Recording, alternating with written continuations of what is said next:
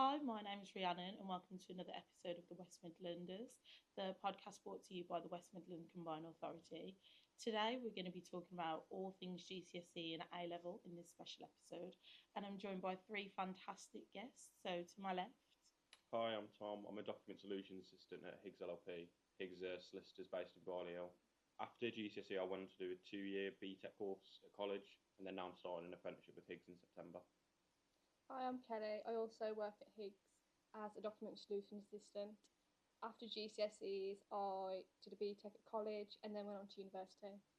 Hi, I'm Mia. I also work at Higgs and I'm a clinical negligence legal assistant. I did my A-levels at sixth form and then I did an apprenticeship at Higgs. fab, so lovely to meet you all. So, if we cast our minds back, I'm sure we can all remember how we felt on GCSE and A level results day. If you could sum it up in one word, what would it be? Confused, definitely. Tense. Anxious. Exactly, and I can imagine loads of people have felt like that and are feeling like that right now. So, go into it a bit more. When you say confused, sort of what do you mean by that? I was confused sort of with my direction. It was less on the results, because my results weren't needed to get into my course. I could have failed all of them completely and still managed to get onto it. My main confusion was what I wanted to do, like regarding my results, how I wanted to use them. My next step to go was the college course I selected, like the right one. That was my main thoughts that day. Yeah.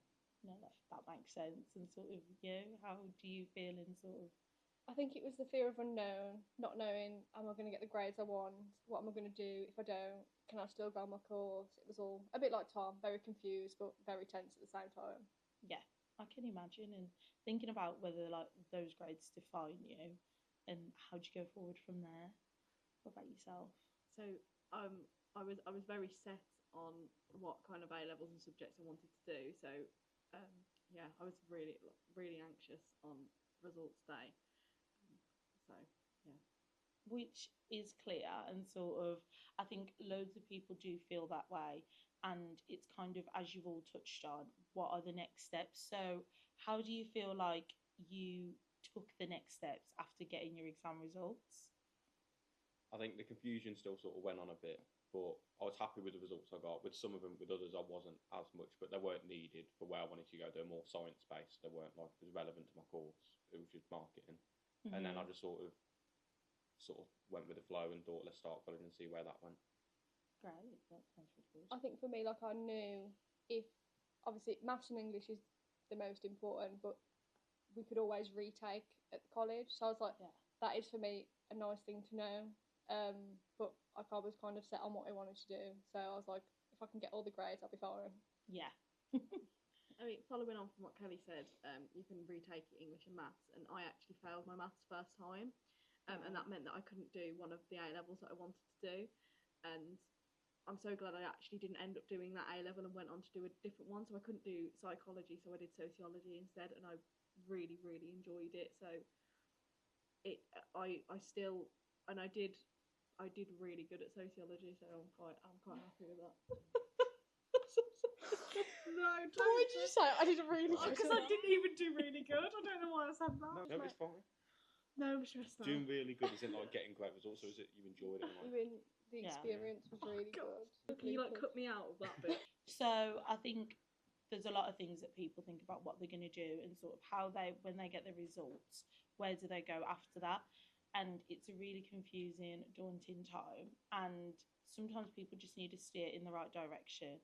And that's why we've created our post-exam survival guide. So you can find that at the wmca.org.uk.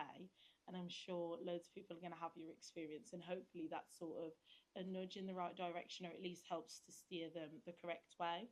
So would you say that your exam results have sort of affected your career progression?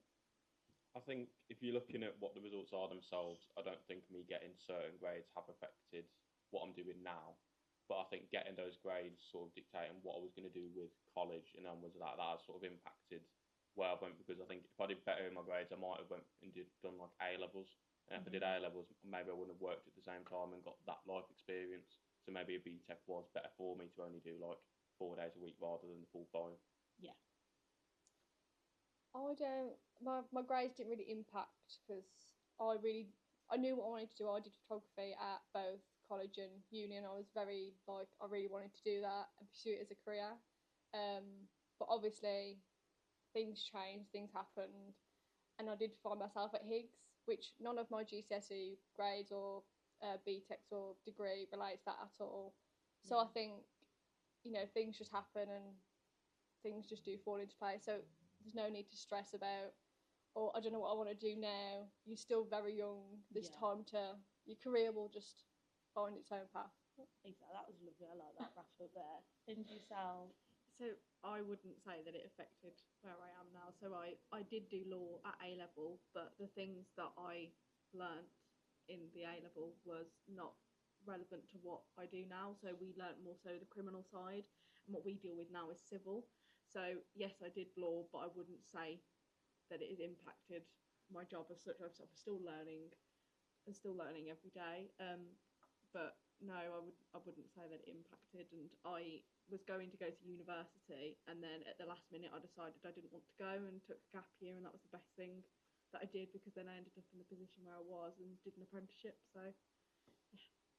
And I think that's the great part, speaking to the three of you today, is to see that sort of different results, different feelings, going down completely different avenues has kind of all led you to the same position. And it gives sort of that hope for people, like you said, Kelly, that, you know, your results and what you do doesn't actually define where you're going to be in your career, and that it can take off and go in different directions, and you can still end up happy and doing something that you enjoy. In conclusion, what advice would you each give to students getting their results now? I think don't stress too much about the results that you do get. Whatever you get, sort of make a decision whether you've got a backup plan, or if you don't, then you've got time to make what your new plan is, and just sort of keep going forward, and like don't stress or worry too much, because everything will work itself out in the end. Exactly. I'd say very similar to Tom, just like don't stress about it. I know it feels like it's the most important day of your life, and it is, but it doesn't define everything else that comes after. And if you're prepared to put the effort in, you will get something out of it. So just don't worry about it. I would say, you know, regardless of your results, you have lots of options, and, you know, take your time with it, because results day is such a big day that, you know, you just need to take your time and think about it. But, you know, your career will come in the end. So Exactly. So I think that's the main focus, is that please don't stress. You're always going to sort of get to where you want to be as long as you're focused and you're driven. Your results are not the be all end all, and they don't define your future. So thanks for joining us today, guys. It's been great talking to you. And yeah, bye.